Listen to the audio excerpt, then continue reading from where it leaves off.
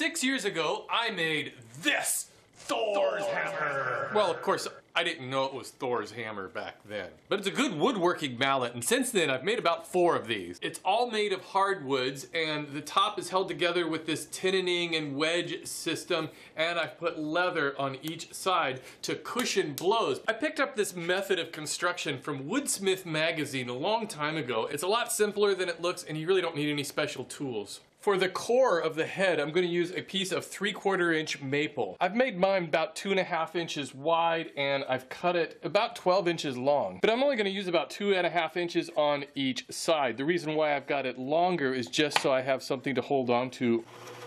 I'm drilling 1.5 inch holes on each side.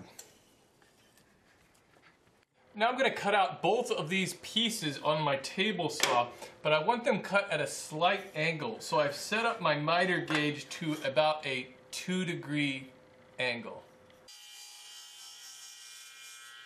You can see how these have a slight wedge. So what I need to do now is just glue these 2 pieces onto one of the longer pieces. Make sure that you put these in the right way so that you have that wedge. I'm not gluing this top piece on, but I'm going to use it to clamp this together. To give the head of the mallet some weight, I usually fill these holes with those little lead fishing sinkers. They're almost like BBs. But I thought I'd try to save some money this time, and I'm just going to fill it with sand.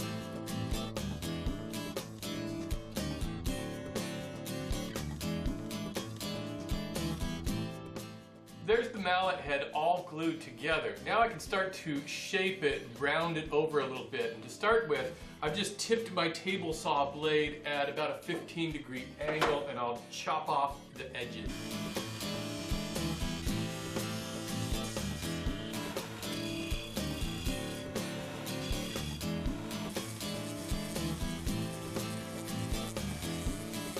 For the handle, I've just glued together 2 pieces of oak. And I want it to be a little bit bigger than this hole, about 1/8 of an inch all the way around it, just so that I have room for a shoulder around the tenon. And here is my tenoning jig. I've got 2 2x4s that I've just screwed together, and it'll set down on top of my rip fence. And I can clamp my workpiece in just like this. I've made a few shallow passes just to determine the correct fit. So now that I've got that fit, I know that my fence is set at the right distance. And I could raise the blade up now to the height of the mallet head.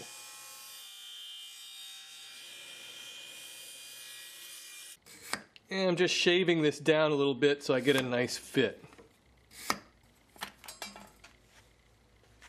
Now I can come back to my tenoning jig, and I just want to cut 2 slots all the way through here for the wedges. And I don't want them to be quite as long as this tenon, so I've lowered my blade just a little bit.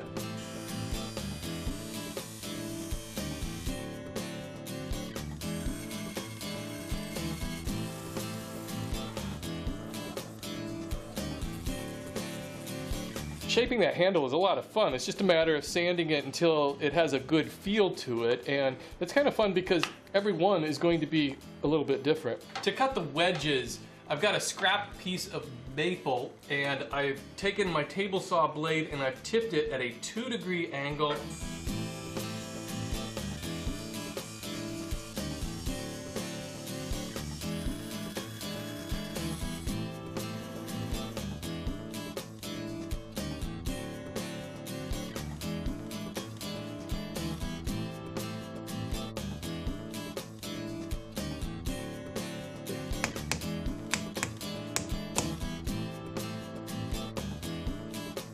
Well, I'm glad I experimented with the sand in there, but I can tell you it's nowhere near as heavy as this one where I put the fishing sinkers in. So I think if you're going to make this, find some lead weights or BBs or something, and it'll have a lot more heft to it.